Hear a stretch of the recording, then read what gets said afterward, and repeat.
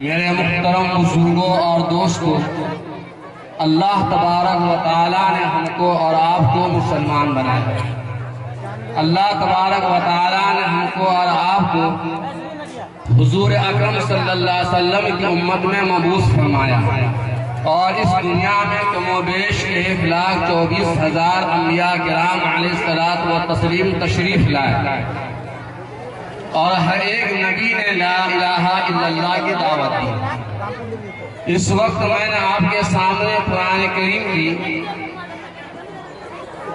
ایک آیت کے ٹکڑے تلاوت کیے ہیں۔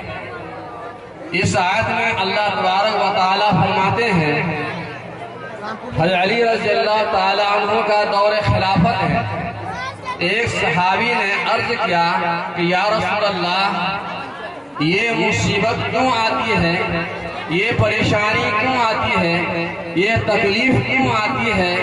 کبھی ہوا کا عذاب آ جاتا ہے، کبھی بارش کا عذاب آ جاتا ہے، کبھی بارش نہ ہونے کا عذاب آ جاتا ہے، کبھی آندھی آ جاتی ہے۔ آپ نے کتنا بہترین اور عمدہ جواب دیا، ارشاد فرمایا بما کسبت ایدیکم، یہ لوگوں کے ہاتھوں کی کرتوت ہے، یہ لوگوں کے اعمال کا نتیجہ ہے۔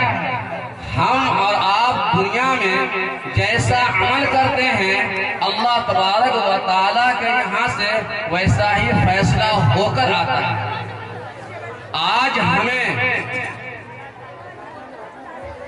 بادشاہ کے فیصلے پر یقین ہے، کمشنر کے فیصلے پر یقین ہے، حاکم کے فیصلے پر یقین ہے، وکیل کے فیصلے پر یقین ہے، پردھان کے فیصلے پر یقین ہے۔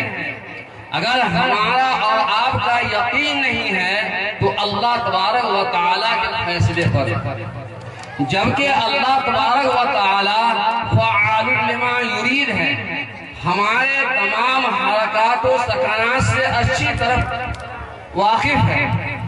بے شمار گناہ ہے کہ جن کو ہم گناہ نہیں جانتے ہیں، مثلا منہ سے تھوکنا ہے۔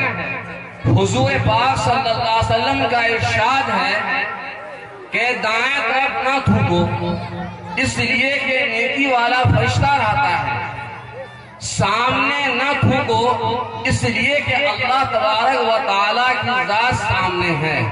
بائیں طرف تھوکو۔ اگر ہم نے اور آپ نے یہ سوچ سمجھ کر تھوکا ہے کہ حضور اکرم صلی اللہ علیہ وسلم کا بتایا ہوا طریقہ ہے، تو منہ سے تھوک بھی نکل گیا اور سنت پر عمل بھی ہو گیا اور آخر میں نیکی بھی کی گئی۔ لیکن نیکی کی ضرورت اس آدمی کو ہے جس کو مرنا ہے۔ ہم نے اور آپ نے دنیا میں یہ سوچ کر آیا ہے ہم کو مرنا ہی نہیں ہے۔ اسی طریقے سے اگر ہم اور آپ ہر ایک چیز میں سنت کا خیال کریں گے تو انشاءاللہ نیکی تو نیکی اور جنت بھی مل جائے گی۔ حضور اکرم صلی اللہ علیہ وسلم ارشاد فرماتے ہیں کہ گانا نہ سنو، اواہی تواہی چیز میں نہ پڑو۔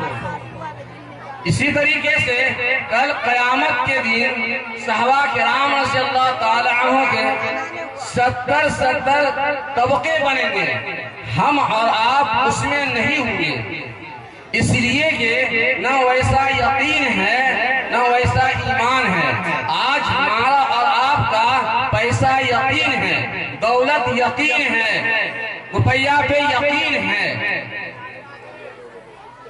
موت کا وقت سر پر آ پہنچتا ہے، آدمی مر رہا ہے لیکن پھر بھی آدمی کے دل میں گانا ہے، بجائے اس کے کہ کلمہ پڑھتے ہوئے موت آتی، استغفار کرتے ہوئے موت آتی، تلاوت کرتے ہوئے موت آتی، درود شریف پڑھتے ہوئے موت آتی، ذکر و اذکار کرتے ہوئے موت آتی۔